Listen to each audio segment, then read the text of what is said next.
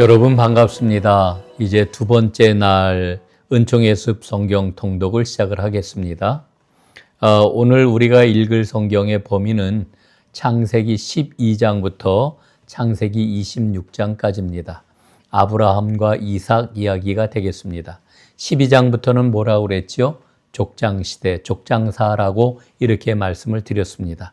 그 족장 가운데 제일 첫 번째 족장, 이스라엘의 조상 혹은 믿음의 조상이라고 불리우는 아브라함 이야기부터 시작을 해보겠습니다.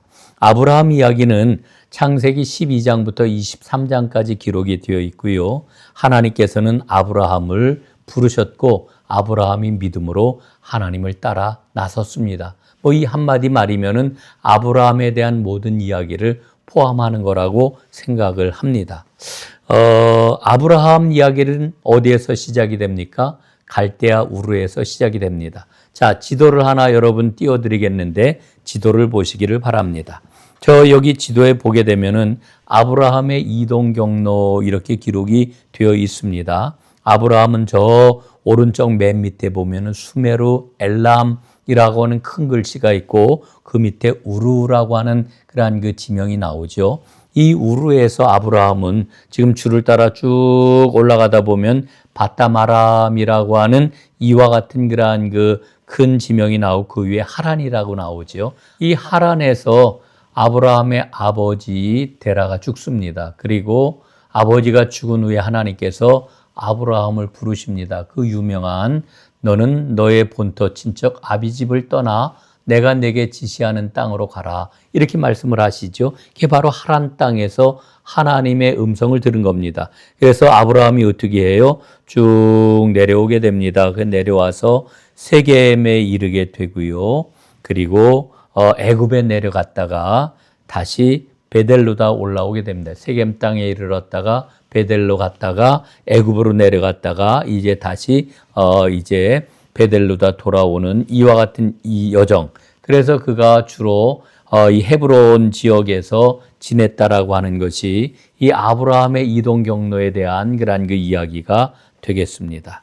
자, 여러분, 이 아브라함이라고 하는 그러한 그 사람은 하나님의 부르심을 받고 그의 인생이 의미 있어지기 시작한 그와 같은 사람이었습니다. 아브라함이 하나님께 부름을 받았던 창세기 12장 1절 말씀은 지금도 유대인들이 성인식을 거행을 할 때 아이들에게 꼭 낭독하게 하는 이와 같은 구절이라고 그러지요. 너는 너의 본토 친척 아비집을 떠나 내가 내게 지시하는 곳으로 가라. 이렇게 말씀하시는 그 말씀이 되겠습니다. 자, 그러면은 우리는 한번 그런 질문을 던지게 돼요. 하나님께서는 왜 아브라함을 부르셨을까? 아브라함을 부르신 데는 몇 가지 까닭이 있습니다. 하나님을 따르는 한 사람을 통하여 구원의 역사를 시작하셨다라고 하는 것입니다. 그리고 이제 아브라함에게 모든 것을 떠나서 오로지 하나님만을 의지하도록 하는 믿음의 길을 여시려고 아브라함을 부르셨습니다. 그리고 하나님께서는 아브라함에게 약속을 하시지요. 내가 너에게 자손과 땅과 복을 주겠다. 이렇게 약속하시는 것을 보게 됩니다. 그리고 아브라함은 마침내 믿음의 조상으로 만민에게 본이 되는 이와 같은 삶을 살게 되었습니다. 그런데 우리가 여기서 주목을 해야 될 게 있습니다. 그게 뭐냐면은 아브라함이 하나님께 부르심을 받았던 이 우르와 하란이라고 하는 것은 아주 비옥한 땅이었습니다. 풍성한 땅이었습니다. 그런데 하나님께서 부르셨던 가나안 땅은 하늘의 비만 바라보는 척박한 땅이었다라고 하는 것이지요. 이게 참으로 놀라운 믿음의 비밀을 우리에게 일러주고 있다 하는 그런 생각을 갖게 됩니다. 자, 계속해서 보게 되면은 12장에 보게 되면 아브라함이 이와 같은 믿음의 여정에서 첫 번째 실패의 모습을 보여줘요. 애굽으로 다 그가 내려갑니다. 왜 그랬습니까? 애굽은 비옥한 땅이고 가나안은 척박하고 비가 오지 않으면은 먹을 게 없는 땅이었기 때문에 그가 결국은 믿음의 그와 같은 연약함을 가지고 먹을 것을 따라 혹은 눈에 보이는 풍성함을 따라 갈 수밖에 없었던 그런 인간적인 고뇌와 그리고 하나님 앞에 성장하는 과정을 보여주는 이와 같은 과정을 우리는 볼 수가 있겠다. 이렇게 말씀을 드릴 수 있습니다. 자, 13장에 보면은 조카 롯과 이별하는 장면이 나오지요. 그가 하란 땅을 떠나게 될 때에 조카를 데리고 나왔습니다. 아브라함에게는 아들이 없었기 때문에 조카 롯을 자기의 후계자라고 생각을 한 적도 있었죠. 그 조카 롯과 헤어지는 이와 같은 장면이 나옵니다. 조카는 눈에 보이는 풍성한 들, 요단들을 따라 갔던 것을 우리는 보게 됩니다. 그곳이 바로 어디냐? 소돔 땅이었던 것입니다.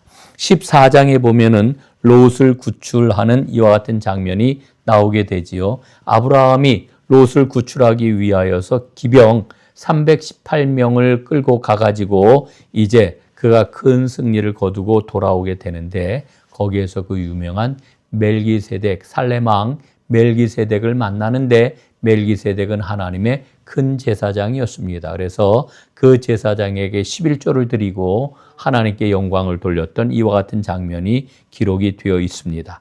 자, 15장에는 그 유명한 아브라함의 언약이 나옵니다. 아브라함이 하나님을 믿음에 하나님이 이것을 그의 의로 여겼더라 하는 그 유명한 구절이 나오는 15장 말씀이 되겠습니다. 하나님이 아브라함과 언약을 맺으시고 그리고 아브라함이 하나님이 주신 그 약속을 온전히 받아들이는 이와 같은 모습을 우리가 보게 되지요. 자, 그 다음에 16장에 보면은 이른가 아브라함이었지만 또 인간적인 방법을 사용을 해가지고 하갈이라고 하는 종을 통해 가지고 이스마엘이라고 하는 아들을 낳게 됩니다. 그 이스마엘이 사실은 아브라함 가정에 근근한 그 문제를 일으키게 되는데 사실 이스마엘은 오늘날 그 중동 민족의 그러한 그 조상 아닙니까?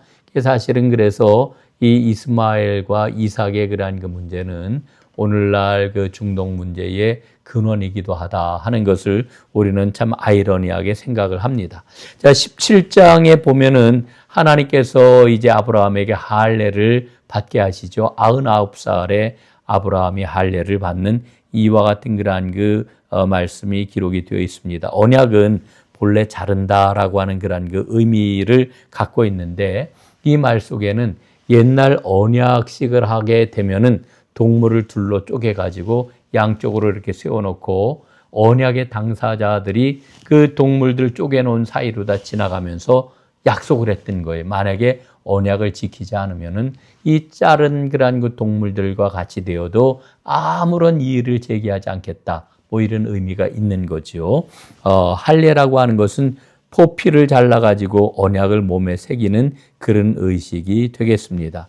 그래서 이후에 아브라함은 아브라함이라고 하는 이름으로 바뀝니다. 큰 아버지라고 하는 뜻에서 열국의 아버지라고 하는 이와 같은 의미로 바뀌게 되고요. 그 사라는 사레에서 사라라고 이름이 바뀌어지게 됩니다. 공주라고 하는 의미에서 왕비로 개명이 되는 것입니다. 하나님께서는 그런 아브라함에게 다시 한번 현현하셔서 하나님의 약속을 재확인해 주셨습니다.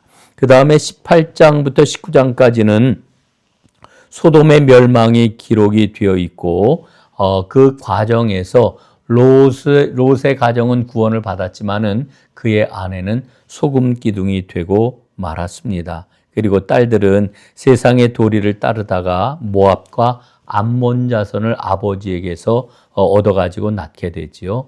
그 다음에 20장 말씀을 보면은 아브라함의 그러한 그랄 여정이 기록이 되어 있는데 이 그랄 여정은 아브라함의 그러한 그 연약함을 또 한번 보여주는 이와 같은 모습이었고 그리고 그 과정에서 하나님께서는 이 그랄 왕 아비멜렉을 책망하시는 이런 장면이 나옵니다. 자, 그리고 마침내 21장에서 이삭이 출생하게 됩니다. 이삭의 이름 뜻은 웃음이라고 이렇게 기록이 되어 있는데 하나님께서 마침내 아브라함과 그 가정에 웃음을 주셨던 것입니다. 약속의 아들 이삭을 얻게 되고요. 22장에는 이삭을 하나님께 바치는 이와 같은 장면이 기록이 되어 있습니다. 이 하나님께서 아브라함에게 이삭을 바치라 명령하였을 때에 아브라함은 순종을 했습니다. 이 아브라함의 순종을 보고서 이제 히브리서 11장에서는 아브라함이 하나님의 언약을 믿은 사람이라고 하는 놀라운 믿음의 통찰을 우리에게 일러주고 있지 않습니까?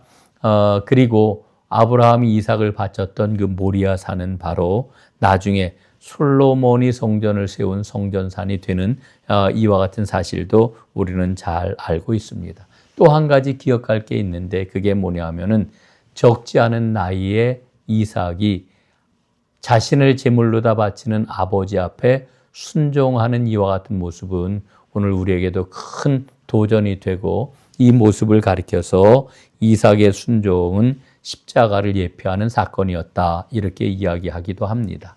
23장에는 사라의 죽음이 기록이 되어 있고요.